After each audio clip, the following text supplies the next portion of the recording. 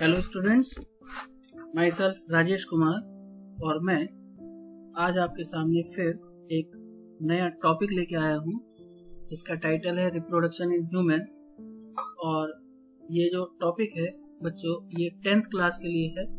How do organism reproduce chapter का एक topic है। तो आइए शुरू करते हैं आज का वीडियो। और शुरू करने से मैं पहले बता दूं आपको कि आप इस चैनल को लाइक, शेयर और सब्सक्राइब जरूर कीजिएगा और बेल आइकन दबाइएगा ताकि ये आपको नए नोटिफिकेशन मिलते रहें जैसे ही मैं कोई वीडियो अपलोड करूं। तो बच्चों बढ़ते हैं आगे वीडियो में और रिप्रोडक्शन की बात करनी है हमें कि reproduction is the process by which living organism produce new individuals of the same species. तो जब सेम स्पीशीज के इंडिविजुअल्स नए ऑर्गेनिज्म प्रोड्यूस करते हैं तो उस प्रोसेस को कहते हैं हम रिप्रोडक्शन।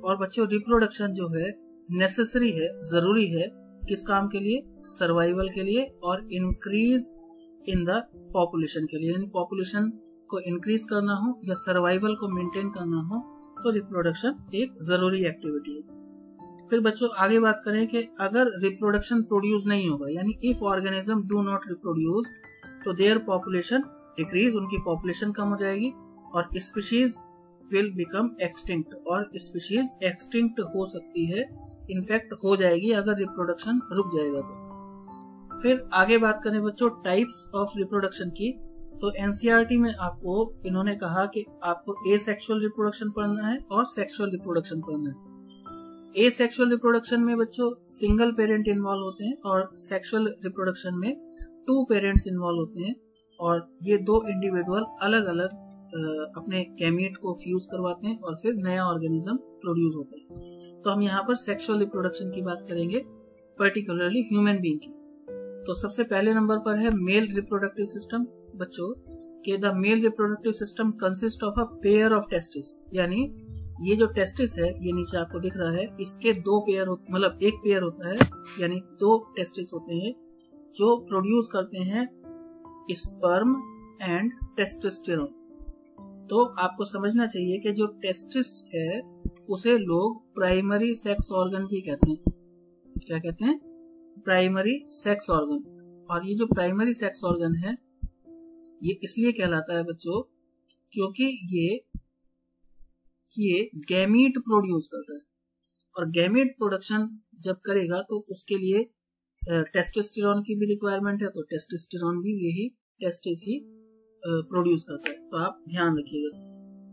फिर थोड़ा सा कंटेंट ले लीजिए 2 मार्क्स के क्वेश्चन के लिए, 3 मार्क्स के क्वेश्चन के लिए कि testis is contained in a sac like structure. एक सैक लाइक स्ट्रक्चर होता है जिसे हम कहते हैं स्क्रोटम। दूसरी बात, फ्रॉम ईच टेस्टिस यानी हर टेस्टिस से एक ट्यूब अराइज होती है बच्चों जिसे हम कहते हैं वास डिफरेंस। जो ट्यूब अराइज होती है उसे कहते हैं वास डिफरेंस। ये रही ट्यूब जो टेस्टिस से निकली थी और ये कहला रही है यहाँ पर वास डिफरेंस। फिर आगे बात करें vas deferens join into the urethra. जो वास डिफरेंस है वो यूरेथ्रा में जाकर के मिलती है और यूरेथ्रा जो है बच्चों वो एनक्लोज होता है एक मस्कुलर ऑर्गन से और उस मस्कुलर ऑर्गन को कहते हैं हम पेनिस। और penis is nothing, it is the opening of the genital port. यानी पेनिस के पास एक ओपनिंग होती है और उस ओपनिंग को कहते हैं हम जेनाइटल पोर्ट।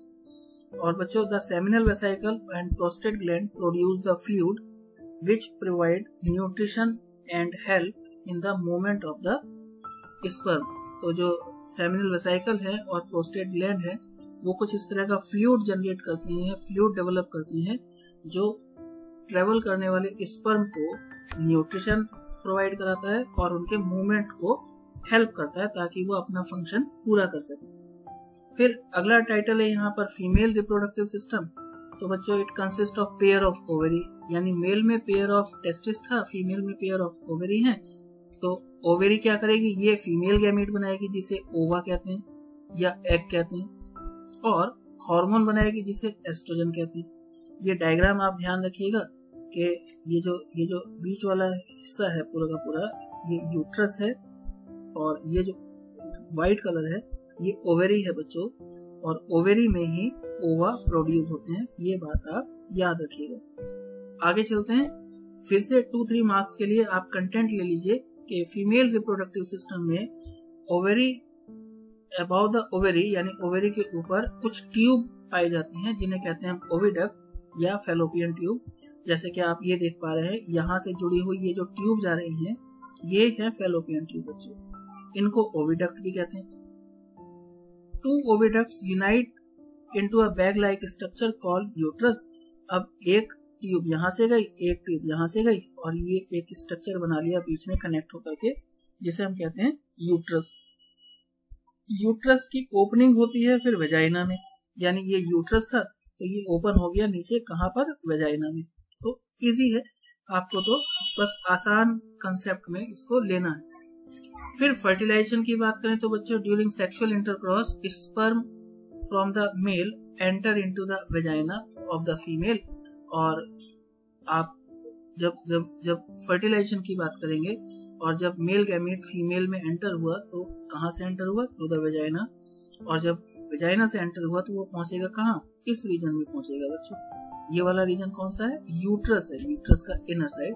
और यहाँ से स्पर्म ट्रेवल करता हुआ जाएगा, यहाँ आगे चलता जाएगा, आगे चलता जाएगा और यहाँ से ओवा जो है वो रिलीज होगा और ये आगे चलता जाएगा।